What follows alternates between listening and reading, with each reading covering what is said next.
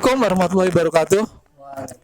Pada kesempatan siang yang berbahagia ini, alhamdulillah kita sudah berada bersama-sama di rumahnya Kang Yulianto ya.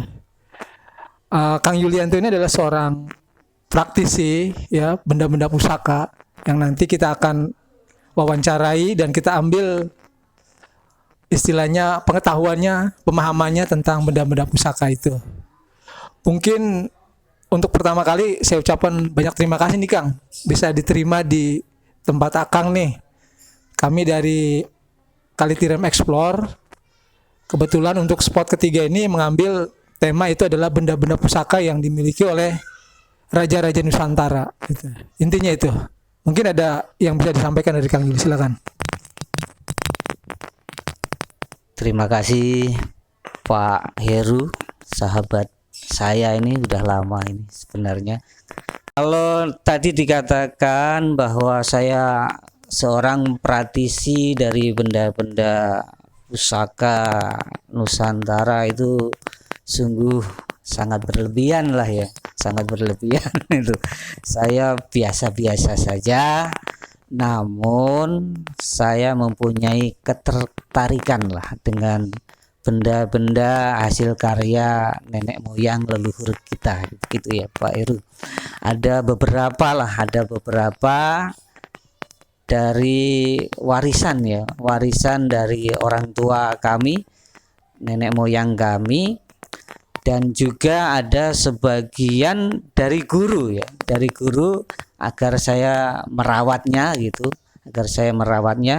dan ada juga beberapa yang datang tiba-tiba ada di rumah saja gitu ya. Ada beberapa yang tiba-tiba datang di rumah saja. Ya nanti bisa Bapak Heru dan kru teman-teman bisa melihat itu ya, bukan kolektor ya, saya hanya koleksi sedikit dari benda-benda warisan dari orang tua kami. Pusaka adalah suatu istilah yang digunakan untuk menyebutkan suatu benda yang dianggap sakti atau keramat. Biasanya, benda-benda yang dianggap keramat di sini umumnya adalah benda warisan yang secara turun-temurun diwariskan oleh nenek moyangnya atau leluhurnya, seperti misalnya dalam lingkungan keraton, kerajaan, atau kesultanan. Pada masa berdirinya kerajaan-kerajaan Islam di Nusantara dan kerajaan Hindu-Buddha, banyak sekali pemimpin yang memiliki pusaka atau mustika. Benda ini akan membantu mereka dalam memerintah hingga berperang. Sayangnya, benda-benda itu banyak sekali yang hilang, sehingga selalu dicari oleh orang banyak di Indonesia. Mendapatkan pusaka ini akan membuat mereka menjadi sakti dan tidak terkalahkan. Berikut ini merupakan hasil penelusuran tim Kalitiram Explore XTC 09 terhadap pusaka-pusaka Nusantara. Pada kesempatan ini kita bersama kembali dengan Kang Yulianto selaku praktisi benda-benda pusaka Nusantara.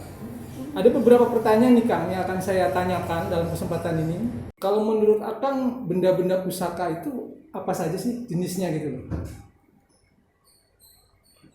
Sudah saya sebutkan tadi. Di sini kita bisa melihat ada keris, ada tombak dan sebagainya. Yang ini disebut besi aji ya, besi aji atau besi tua begitu. Namun kalau benda pusaka Nusantara itu kan jenisnya begitu banyak ya. Namanya pusaka ya, misalnya bendera merah putih pun disebut sangsaka merah putih karena apa? Mempunyai nilai historis kan? Ya. Tidak cuma kainnya tetapi dia mempunyai nilai historis. Oh ya Kang, saya mau nanya nih Kang, kan nama-nama pusaka ini kan ada namanya nih, kenapa dia dikasih nama tuh? Oh begitu. Kalau tentang keris ya, kenapa keris ada namanya? Itu kadang-kadang nama itu dari yang empunya yang membuat.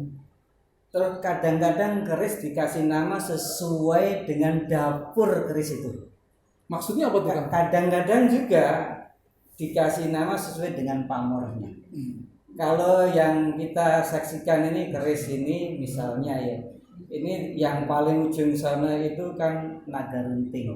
Naga runting. Naga runting. Kemudian yang sebelahnya itu Kiai Brojo. Terus kemudian Korowelang ya, Korowelang itu yang di tengah. Terus ini yang keris yang satu ini tidak ada namanya karena itu hasil ritual dari kakak saya di Lampung waktu itu.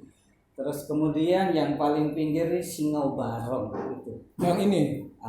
Yang tombak, Oh, iya. yang tombak itu yang paling kanan itu adalah tombak Kiai Pleret. Kemudian yang bawah kanan itu adalah Kiai Bungkem. Kiai Bungkem. Kiai Bungkem. Yang satu ini juga belum ada nama, tetapi kalau kita lihat pamor dan apanya tadi dapur keris ini disebut Kijang Soka. Kijang Soka. Yang mana itu? Yang ini. Ya, ini adalah Kijang Soka. Ini Kiai Bungkem. Ini konon pernah menjadi agama Pak Karno. Kalau yang ini apa tuh Kang?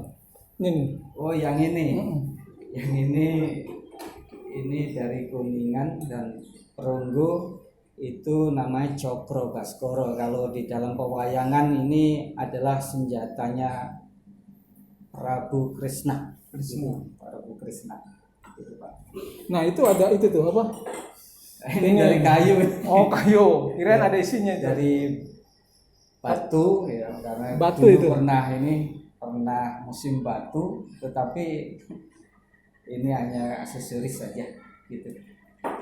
Nah, ini Kiai Korowelang. Ini pamor Korowelang itu adalah ageman Empu Gandring. Jadi pamor ini siapapun empu yang membuat keris dengan pamor Korowelang itu harus puasa 7 tahun. Dan itu proses pendinginannya setelah dipanaskan di tempa itu 7 tahun harus diembunkan gitu Pak. 7 tahun itu 7 lamanya. tahun. Lama Kalau sekali. enggak nanti apa itu tuahnya itu akan memakan si pembuat kerisnya itu gitu.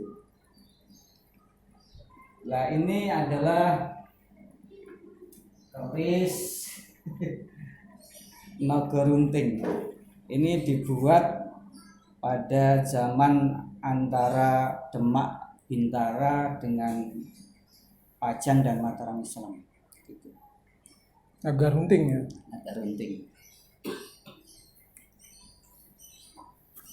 Oke, kalau yang itu Kang, ini nih, yang di bawah sini nih. Ah, ini nih. Ini apa nih? Oh, kalau ini tombak. Tombak ini adalah usianya pada zaman Borobudur ini. Zaman Borobudur. Ini kayaknya besinya apa nih? Ya, ini Titanium bukan? ini pamornya adalah Banyumili. Pamor Banyumili. Ini sepuh termasuk tua ya, keris tua. Kujang ini gimana nih kujang? Ya, ini kujang. Kujang itu kalau orang sekarang istilahnya bisa diisi lah gitu. Itu masih muda gitu. Lah yang Kiai Brojo dan sebagainya ini karena sepuh ya, pembuatannya dulu sangat hati-hati dan rumit. Ini kadang-kadang katakan bisa berdiri kan begitu. Bisa berdiri. Bisa dicoba Kang? Boleh dicoba. Silakan Kang, coba Kang. Karena ini bukan mistik ya, tapi karena apa?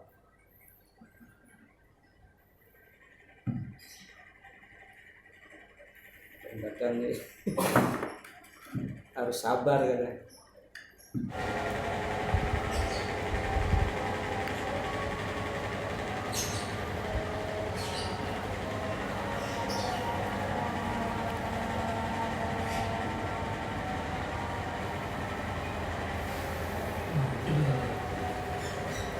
nunggu aja ya. Itu apa Pak? Dua. Nah, itu namanya sakit suke. Tadi kita sudah saksikan bersama pernyataan atau yang disampaikan oleh narasumber kita, Bapak Yuli.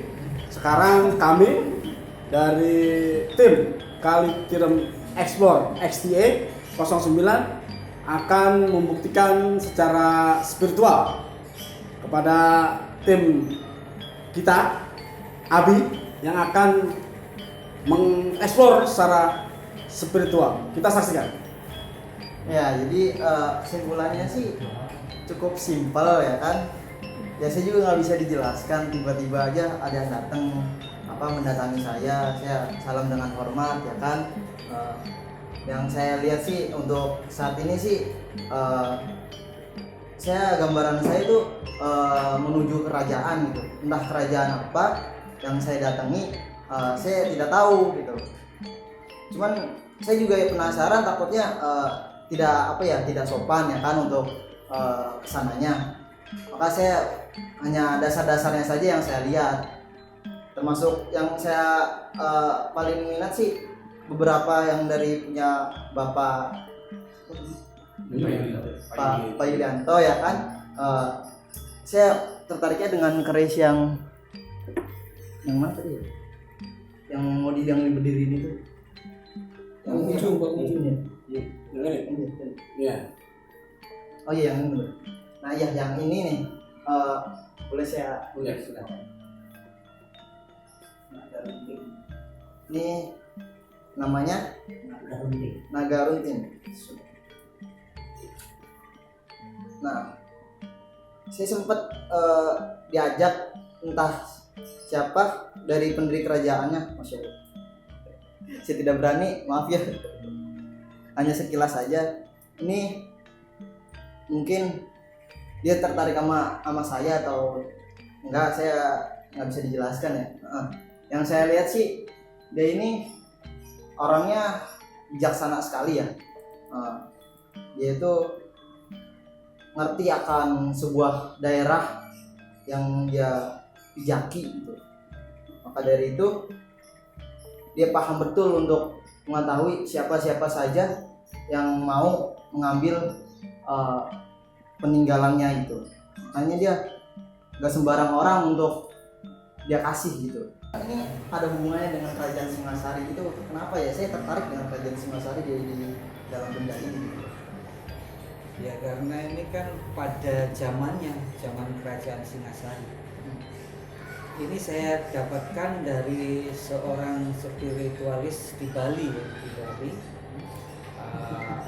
diberikan kepada saya agar dirawat karena memang ini karakternya pengen, karena apa ya, karakter dia dengan karakter saya cocok gitu. Dan ini pernah saya itu sebelum dapat ini mimpi bertemunya Prabu Airlangga di Sungai Bengawan Solo. Jadi beliau itu tinggi besar begitu, terus kemudian berbicara, ini aku Prabu Airlangga. Setelah itu dia masuk ke dalam tubuh saya, plus gitu, saya jatuh pingsan, bangun padahal saya sedang meditasi. Terus kemudian saya datang ke guru, ini diberikan ini barang ini ya sejaman dengan Prabu Airlangga, bertemu zaman Singasari dan sebagainya. Bukan juga masalah ini dulu bentuknya kayak batu, tapi lama-lama kok berubah. Saya udah simpan 20 tahun jadi logam. Tadi batu benar hitam gitu, keren, sekarang jadi putih. Saya juga bingung prosesnya, kok ada proses perubahan elemen batu kok jadi logam gitu.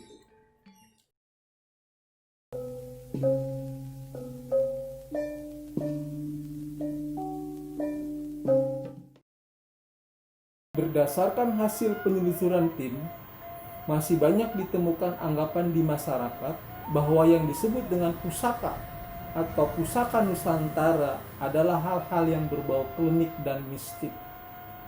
Itu sebabnya kepedulian masyarakat kita terhadap benda-benda pusaka sangat rendah sekali, yang berujung banyaknya benda-benda pusaka Nusantara yang dicuri, yang kemudian diperjualbelikan. Bahkan banyak kita dengar benda-benda pusaka kerajaan zaman dulu yang berada di luar negeri dimiliki oleh lembaga-lembaga tertentu, baik di Amerika, di Eropa, ataupun di Asia yang lain. Pusaka Nusantara adalah hasil karya dan peradaban bangsa kita di masa lalu. Sebagai cerminan kemajuan bangsa kita di masa lalu yang harus dilestarikan dan dipelihara. Untuk kali ini, tayangan benda-benda pusaka Nusantara kami cukupkan hingga di sini dulu. Dan insya Allah akan kami eksplor kembali pada kesempatan berikutnya. Untuk itu, jangan lupa like, subscribe, dan share untuk kami lebih eksis dalam mengeksplor spot-spot berikutnya. Sekian, terima kasih. Wassalamualaikum warahmatullahi wabarakatuh.